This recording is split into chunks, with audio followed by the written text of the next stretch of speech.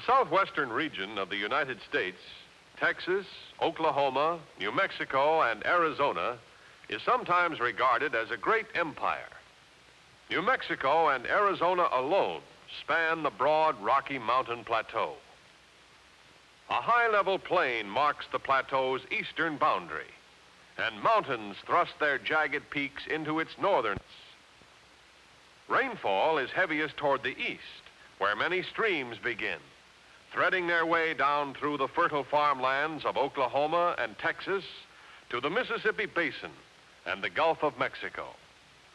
On the western side, the slow rise of the plateau has forced the Colorado River to dig its bed a mile deep in the Grand Canyon as it flows toward the Gulf of Lower California.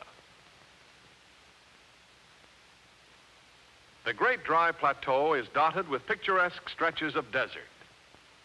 Lofty mountains come down from the north. There are volcanic cinder cones which seem to have ceased activity only recently. The plateau is a country of mountain, plain, and canyon.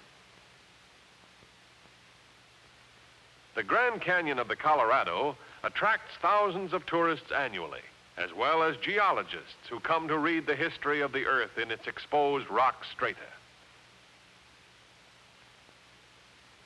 Other plateau lands contain a wealth of lure for tourists, a wealth of speculation on cultures of a bygone age.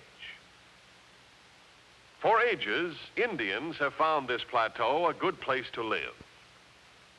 The Spanish fortune hunters in their earliest 16th century explorations came upon ancient cultures here.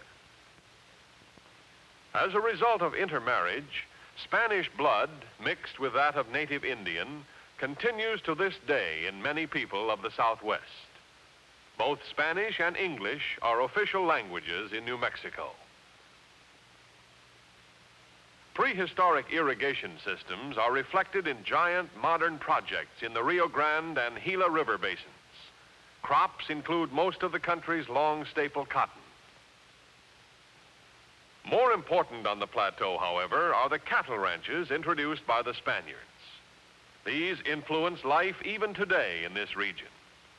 In the vast dry tableland are huge cattle ranges stocked with thousands of highly bred beef cattle, and of late years, thousands of dairy cattle. There are sheep ranges with millions of sheep, many herds owned or cared for by Mexicans or by Indians such as the Navajos. New Mexico has ranked among leading sheep grazing regions since the time of Spanish occupation. Sheep production of the eastern portion of the plateau, including portions of Texas and Oklahoma, exceeds even that of Arizona and New Mexico. The Southwest Texas subregion leads the nation in production of mohair, the wool of Angora goats. Texas, Oklahoma, and other plain states are developing vast turkey ranches. The Spaniards overlooked Arizona's copper. Today, her mines produce nearly 1/2 of the nation's copper. In addition, Arizona has some gold and silver, zinc, and lead. Billions of tons of coal of this subregion underlie Indian reservations, hence cannot be developed at present. New Mexico is coming to the fore as a producer of petroleum and also produces some copper, silver, gold, and coal. The vast state of Texas and her sister state Oklahoma to the north are the more fertile portion of the Southwest, where rainfall is heavier. This region likewise was crossed and recrossed by early Spanish explorers. Later, Americans who had gradually settled in eastern Texas struck for liberty at the Alamo and at San Jacinto, and Texas became a republic which joined the Union in 1845. To the north lay Oklahoma, land of the red men, once hunting ground of wandering plains tribes, the Kiowas, Pawnees, Apaches, who followed the great buffalo herds on the Great Plain. Later, refuge for creeks Cherokees, Chickasaws, Choctaws, and Seminoles, who were driven from their homes to the east. Oklahoma became the principal Indian territory.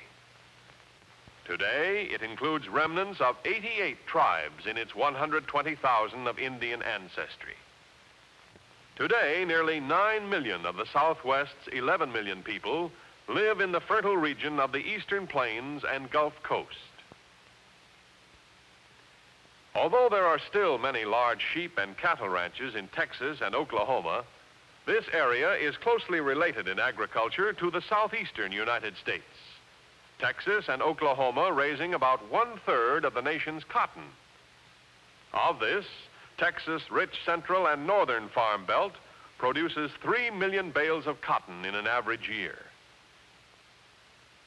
It is in cotton that Texas' 1 million Negro population find much of their work. Along with Louisiana and Arkansas, southeast Texas irrigated lands produce millions of bushels of rice yearly, while in another irrigated district, the lower Rio Grande Valley, is one of the nation's richest year-round truck gardening areas, as well as vast level grapefruit orchards. The northwestern part of the region is in the winter wheat belt. Oklahoma stands high among the states in production of winter wheat. Corn farmers reap fine harvests in large valley areas nearby, and Oklahoma's cotton belt produces nearly 500,000 bales per year. In eastern Oklahoma coal fields, bituminous coal miners aid in mineral production to help establish it as fourth among the states in total annual value of all minerals. Huge piles of chat mark the location of zinc production of northeastern Oklahoma, production which gives it high rank among states in this metal, and sixth in production of lead, usually found with or near zinc deposits. But above all the diversity and value of other minerals and farm crops, the southwestern region stands supreme in petroleum production. The huge oil fields of the Southwest are part of a vast basin extending into Louisiana on the east, into Kansas on the north, and New Mexico on the west. In a recent year, Texas alone produced almost 1/4 of the total world supply of petroleum. For years, oil, much of it on Indian lands, has been the backbone of Oklahoma's wealth. Today, modern oil derrick forests have encroached upon the very capital in Oklahoma City. Much of the mid-continent petroleum is piped to the Texas Gulf Coast in and near Port Arthur, which boasts the largest petroleum refining center in the world. From such Texas Gulf ports as Beaumont, Port Arthur, Houston, Texas City, Galveston, and Corpus Christi go a variety of products to the eastern seaboard, to Europe, to South America. Thus, the Southwest supplies raw materials, petroleum, cotton, copper, grain, fruits, vegetables, cattle, and sheep.